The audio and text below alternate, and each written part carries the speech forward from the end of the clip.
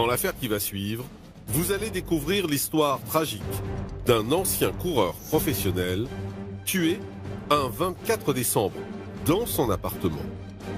Un meurtre gratuit qui conduira les policiers occitans sur une enquête semée d'embûches. On trouve la victime Brice sur son lit. On remarque qu'il a des traces quand même, de coups comme des petits points piqués un peu partout sur le visage. On ne comprend pas du tout le mobile de l'agression.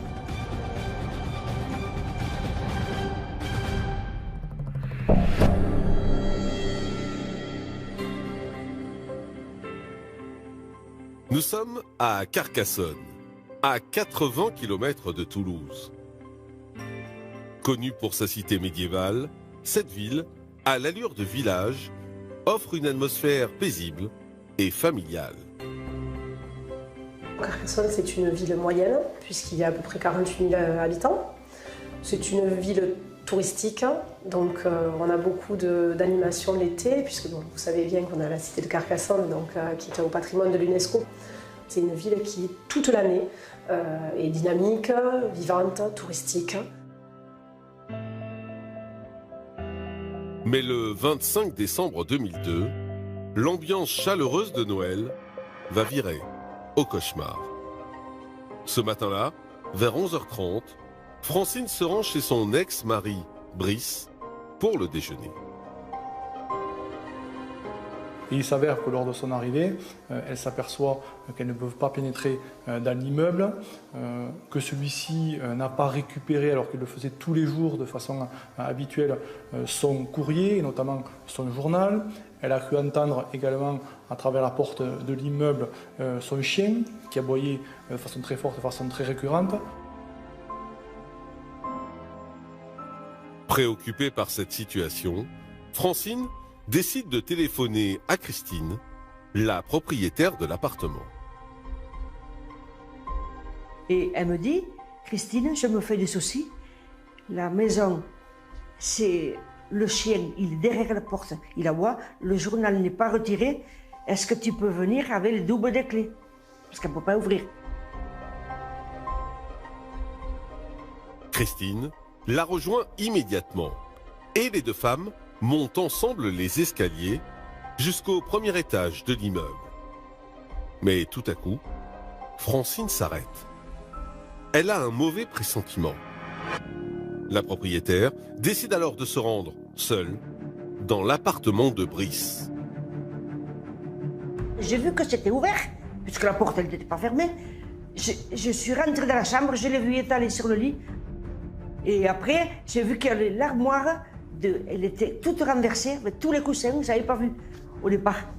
Je vais vite à la cuisine appeler la police, le téléphone était coupé. Paniquée, Christine décide de se rendre chez sa mère, à 50 mètres de là, pour téléphoner au secours. Ils me disent, écoutez, vous pouvez revenir près du corps. J'ai dit, je vais y aller. Donc, est-ce qu'il respire? J'ai dit, non, je mets la main devant la bouche. Et bien, j'ai dit, non, il ne respire pas. Mais alors, que s'est-il passé dans cet appartement de Carcassonne? Dans quelles circonstances ce retraité de 77 ans a-t-il perdu la vie? Et s'agit-il d'un homicide?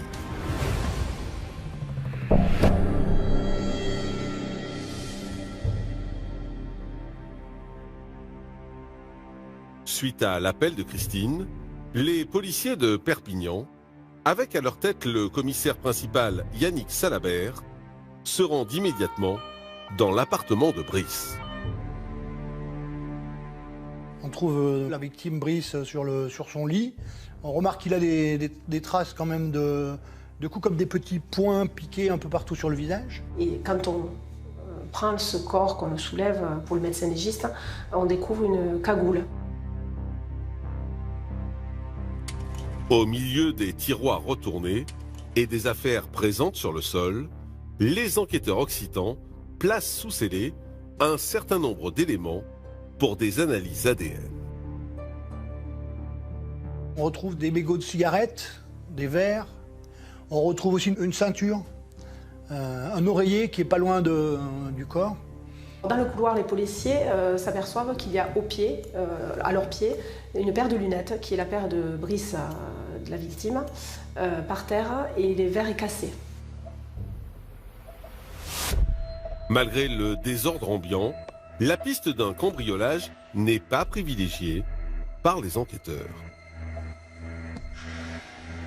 Premièrement, on se doute qu'il y a de fortes présomptions pour que ce soit un homicide. Il y a des traces de violence, le corps n'est pas dans une situation normale, il y a des traces de coups sur le visage. Ensuite, on se dit que la victime a ouvert à des gens qui connaissaient ou avec l'habitude d'être, puisqu'on se dit qu'il n'y a pas de traces d'effraction, donc il a ouvert. Et les 3 verres, retrouvés posés sur la table du salon, laissent penser que le septuagénaire a certainement eu de la compagnie avant son décès. Après avoir passé l'appartement au peigne fin, les policiers poursuivent leurs recherches. On fait une enquête excentrique, c'est-à-dire on part du lieu du cadavre et après on étend de plus en plus le lieu d'investigation.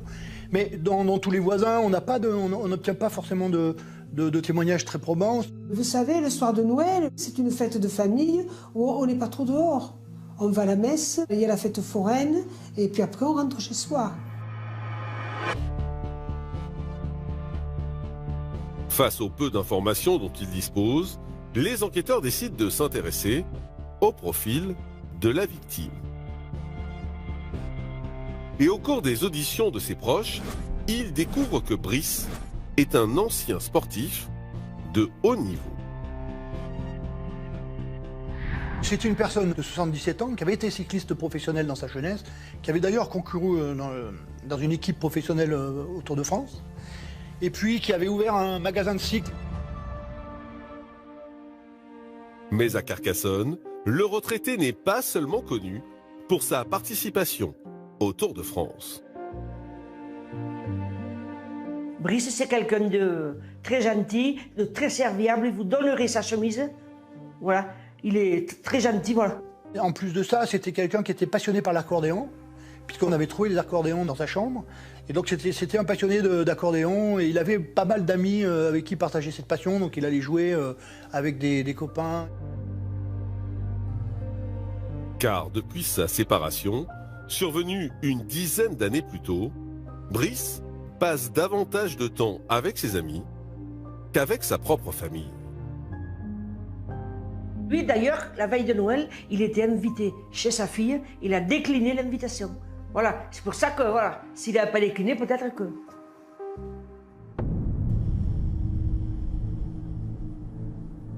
Certains témoins vont également déclarer aux enquêteurs que la vie du retraité n'est pas aussi tranquille qu'il n'y paraît.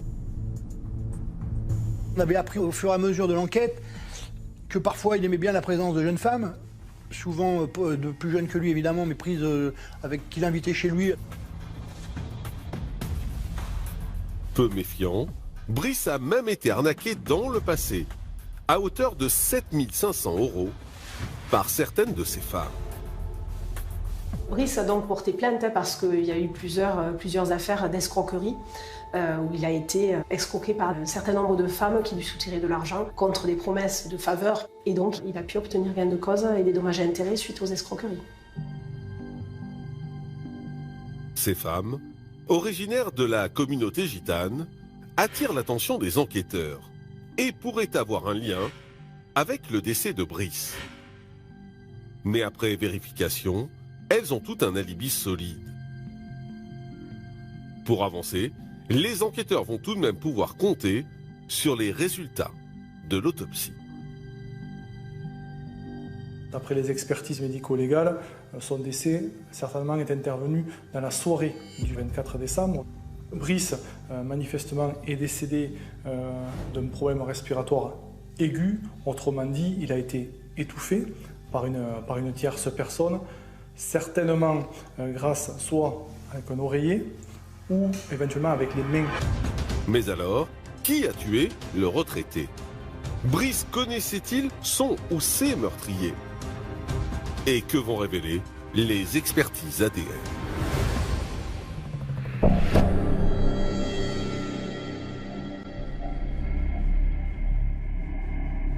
Les jours et les semaines passent, et l'enquête se trouve toujours dans une impasse. Après vérification auprès des proches de la victime, seules 2 valises au contenu mystérieux ont été dérobées à son domicile. On ne voit pas qu'est-ce qui a pu motiver l'agression d'une personne qui est gentille. On se rend compte qu'il y a des choses qui ont disparu, mais on ne comprend pas du tout le mobile de l'agression. Les résultats des analyses ADN réalisées sur les scellés vont toutefois apporter des informations précieuses aux enquêteurs occitans. À partir des mégots, de la cagoule, ainsi que des verres retrouvés sur place, 2 profils génétiques sont établis. On a réussi quand même à déterminer que ce n'était pas celle de la victime, donc on s'est douté que c'était celle d'un des assaillants. Et là, évidemment, potentiellement, on a un élément très important, mais voilà, là où le bas blesse, c'est que malgré toutes les recherches de police technique et scientifique, on n'a aucun ADN qui tilte et aucune trace papillaire, empreinte digitale, qui tilte. Donc on n'a rien en termes de police technique et scientifique, on n'a aucun résultat. Dans l'espoir d'identifier ces 2 profils inconnus, les hommes de la police judiciaire s'intéressent aux fréquentations troubles du septuagénaire. Carcassonne, qui est un village, on a des rumeurs qui commencent par rapport à la situation de Brice, par rapport à ses fréquentations, par rapport à la communauté gitane, et commencent à se dégager des possibilités sur la communauté gitane. Et là, on comprend qu'effectivement, il a pu ouvrir à des gens, puisqu'il a l'habitude de recevoir énormément de gens, et aussi des gens du voyage. Donc c'est quelqu'un qui n'a pas de méfiance.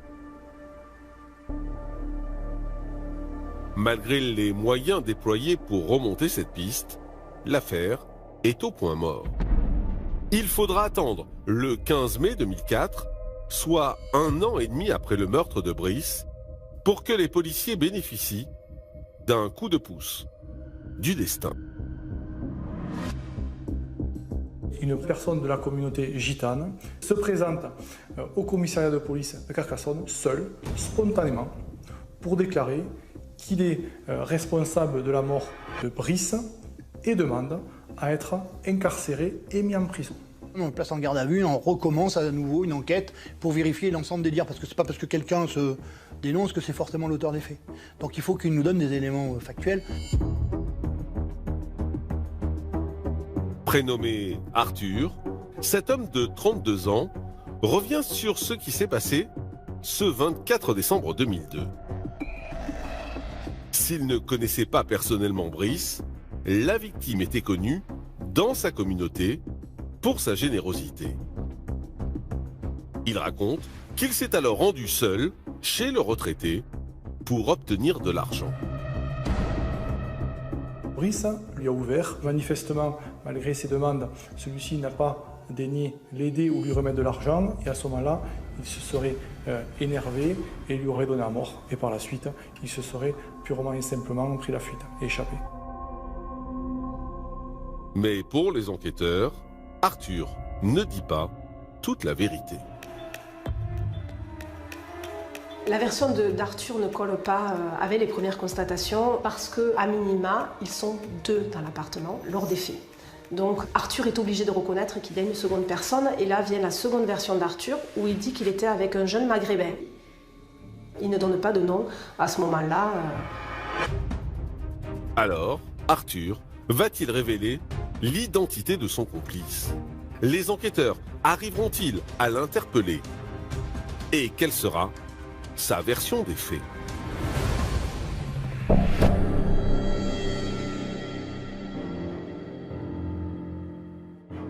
Devant le silence d'Arthur, les policiers de Perpignan se concentrent sur la vie et le parcours de leur suspect. Divorcé et père de 4 enfants, le jeune homme est un membre actif de la communauté gitane. Il provient d'une famille nombreuse, puisqu'il est le 3e d'une fratrie de 6, issu de la ville de Carcassonne. C'est un voyou pur et dur. Il ne travaille pas, il n'a pas de ressources en dehors des minima sociaux et il fait des allers-retours entre dehors et la prison. Voilà, c'est la chronique ordinaire d'un voyou ordinaire. Arthur ne sait pas trop ce que c'est que les limites. La loi, c'est une contrainte, la loi, c'est un peu pour les autres. Et donc, la loi va à l'encontre du plaisir d'Arthur. Arthur va la transgresser sans culpabilité, la trouvant quasiment normale, cette transgression. À seulement 32 ans, Arthur a déjà été condamné à une dizaine de reprises pour des faits de vol et de violence. Mais étrangement, son profil n'a pas matché lorsque les enquêteurs ont consulté leurs fichiers. Il est connu de la police. Normalement, il était censé avoir son ADN et ses empreintes digitales dans les fichiers. Pour une raison que j'ai toujours ignorée, il ne les a pas. Malgré les interrogations des policiers, Arthur refuse toujours de dévoiler le nom de son complice. Mais en auditionnant l'entourage du suspect, les enquêteurs vont obtenir des informations surprenantes de 2 de ses anciens compagnons de cellule. Ces 2 personnes vont donner un nom, Paul, et ils vont même aller plus loin en disant Arthur leur avait dit qu'il avait fait quelque chose un soir de Noël avec Paul. Âgé de 22 ans, Paul n'est autre que le cousin d'Arthur. Il a aussi un casier judiciaire assez fourni qui commence très tôt. Dès le juge des enfants, donc dès sa minorité, il est confronté à la justice pour des faits de vol aussi, de cambriolage en réunion. Il y a un peu la même jeunesse, hein. Une mère qui s'occupe d'eux, une scolarité en dents de scie plutôt marquée par l'absentéisme, l'absence de diplôme, et puis un certain bien-être dans cette communauté gitane au sein de laquelle il vit, coupé un peu du monde non-gitan. Immédiatement, Paul est interpellé à son tour, puis placé en garde à vue. Paul, lorsqu'il a été interpellé quelques semaines après Arthur, reconnaît sa présence au domicile de Brice le jour des faits, mais donne une version différente sur le déroulement des faits. Alors, le suspect fera-t-il des révélations? Que s'est-il exactement passé ce 24 décembre 2002? Et qui de Paul ou d'Arthur a enlevé la vie aux retraités?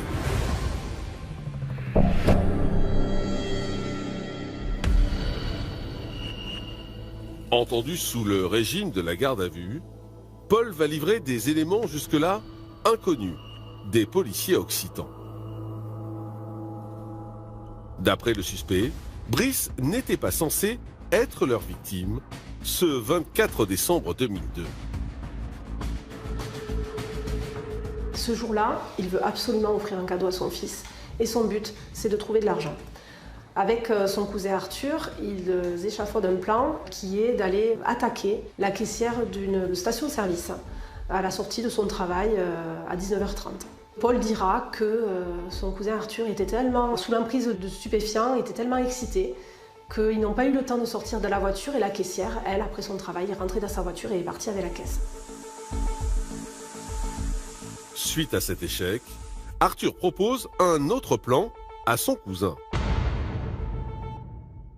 Rendre visite à Brice, connu pour sa grande générosité. Ils sonnent à l'interphone et Brice leur ouvre sans demander qui est là. Les 2 cousins montent l'escalier et se rendent à l'appartement de Brice où Brice les accueille, puisque Brice, connaissant la communauté gitane, ne se méfie pas. Il va ouvrir, et ils vont rentrer, il va les inviter puisqu'il est en train de manger à ce moment-là. Et ils vont fumer et boire ensemble et discuter justement de cette possibilité d'avoir de l'argent en proposant à Brice les services de Yasmina. Yasmina est une femme d'une vingtaine d'années, déjà condamnée par la justice pour avoir escroqué Brice dans le passé. Mais d'après Arthur, le retraité n'a rien voulu entendre de leur proposition. Certainement que la victime leur demande il est pressé, il faut qu'il prépare son réveillon, qu'il leur demande de partir. Et à ce moment-là, Arthur essaye de se saisir de la victime. Il y a une lutte sur le lit, il essaye de le bâillonner. Paul raconte que son cousin prend rapidement le dessus sur Brice et lui couvre le visage avec ses mains pour l'empêcher de crier. Et cela pendant de longues minutes. Arthur, à ce moment-là, ne voyant plus de réaction de Brice qui jusqu'à présent se défendait, Arthur va commencer à hurler en disant « il est mort, il est mort ». Paul prend le bras de la victime et constate que la victime n'a plus de pouls et ne respire plus. De là, c'est grosse panique pour les cousins qui vont partir avec le peu de butin qui aura été pris, c'est à savoir 30 € et une caméra hors service. Malgré le témoignage spontané de Paul, les policiers sont perplexes. Pour eux, certains détails ne collent pas. La cagoule qui a été retrouvée sous le corps de Brice, il en ressort des traces d'ADN, non pas d'Arthur, mais de Paul. Donc effectivement, lorsqu'Arthur soutient qu'il était dans la chambre, qu'il a maîtrisé physiquement et a donné la mort à Brice, on peut légitimement s'interroger sur la cagoule qui ne portait pas les traces d'ADN d'Arthur. Questionnés sur cette incohérence de taille, les deux hommes ne donnent aucune explication. Et lors de la reconstitution des faits, le 1er février 2005, d'autres zones d'ombre vont encore apparaître. Arthur a été incapable de remettre le corps dans le bon sens sur le lit, alors que Paul l'a mis dans le sens où il a été découvert. Et Paul expliquera aussi que son cousin peut-être n'a pas pu mettre le corps dans le bon sens parce qu'il était sous l'emprise de stupéfiants, mais personne n'y croit. Je pense qu'Arthur s'est mis en cause par rapport à la jeunesse de son cousin, par rapport au souhait qu'il prendrait peut-être moins à la condamnation, par rapport au fait qu'il avait un enfant en bas âge. Pour ma part, il s'est accusé pour protéger son cousin. Alors, les deux suspects vont-ils maintenir leur version lors du procès? Comment se passera la confrontation avec les proches de Brice? Et la famille connaîtra-t-elle la vérité?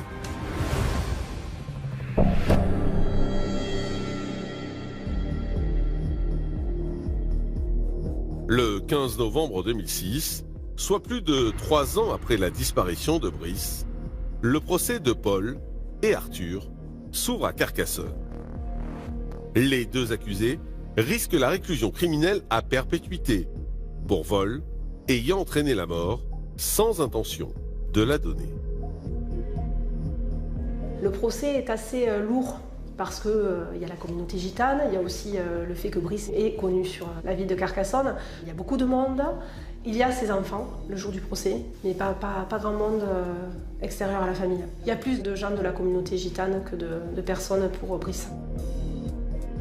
Tandis que la famille de la victime espère toujours savoir qui de Paul ou d'Arthur a étouffé le retraité, les deux cousins restent de marbre depuis leur box. Je ne les ai pas vus pleurer, je ne les ai pas vus demander pardon 50 fois, je les ai vus assister au procès comme si ça ne les concernait pas. Ils étaient vraiment les têtes baissées comme ça tout le long et très peu loquaces. Enfin, c'était des questions oui, non, expliquez-vous un peu. C'était très pesant. Donc ils sont quand même marqués physiquement et psychologiquement, notamment Arthur, par rapport à ces faits. Donc effectivement ils sont marqués, mais tout en restant peu loquaces. Et finalement sur la version des faits, c'était quand même une constante durant toute la procédure et durant les débats devant la cour d'assises de l'Aude. Au-delà de la violence des faits, les proches de la victime vont également être meurtris par la description de son quotidien. Ce qui ressort de ce procès, c'est la solitude de Brice ce soir-là, parce que finalement, il mange seul ce 24 décembre, et Paul et Arthur sont les seules personnes qui sont venues le voir ce soir-là. Le 17 novembre, après 3 jours de débat et de nombreuses questions restées sans réponse, le verdict tombe. La cour d'assises n'a pas fait de distinction entre les deux accusés, malgré les déclarations, puisqu'on pouvait effectivement s'interroger sur le fait de savoir si Arthur ne couvrait pas Paul et si finalement il ne voulait pas assumer la pleine responsabilité des actes, notamment à bord de Brice, au profit de son cousin plus jeune. Ils sont condamnés tous les deux finalement à la même peine, 20 ans de réclusion criminelle avec une période de sûreté de 2 tiers. Pour la famille de Brice, ça représente la fin d'une douleur, car au moins, pour eux, il y a une justice.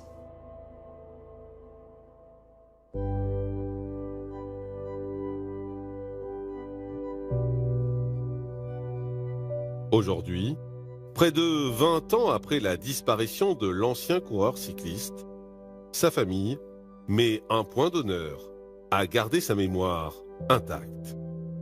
Mais à chaque 24 décembre, les fêtes prennent une tournure douloureuse.